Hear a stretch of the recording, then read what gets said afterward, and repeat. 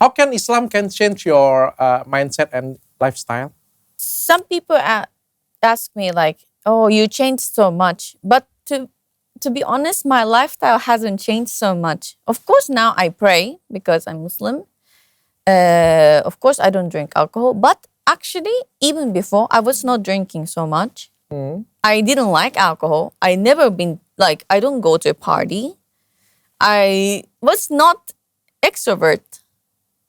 People think that I changed a lot, but life itself was actually like a Muslim because I wasn't drinking. Of course, I was eating pork, not now, but that is big part of the change. But I was actually living a more or less modest way. So lifestyle hasn't changed so much. Yep.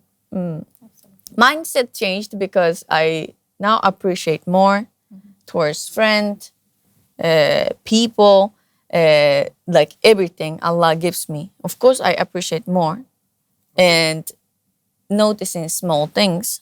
But yeah, that's a biggest change that I am now noticing small blessings.